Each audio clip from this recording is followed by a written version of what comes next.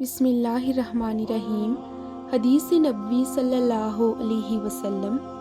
ابو صالحہ نے حضرت ابو ہریرہ رضی اللہ عنہ سے روایت کی کہ آپ صلی اللہ علیہ وسلم نے فرمایا، اللہ عز و جل نے فرمایا، میرے بارے میں میرے بندے کا جو گمان ہو میں اس کے ساتھ مطابق ہوتا ہوں، اور وہ مجھے جہاں بھی یاد کرے میں اس کے پاس ہوتا ہوں۔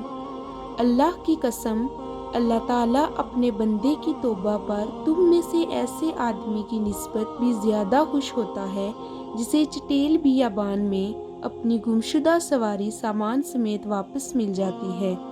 میرا جو بندہ ایک بالشت میرے قریب آتا ہے میں ایک ہاتھ اس کے قریب آ جاتا ہوں، اور جو ایک ہاتھ میرے قریب ہوتا ہے میں دونوں ہاتھوں کی پوری لمبائی کے برابر اس کے قریب ہو جاتا ہوں، اور جو چلتا ہوا میری طرف آتا ہے میں دوڑتا ہوا اس کے پاس آتا ہوں۔ سبحان اللہ۔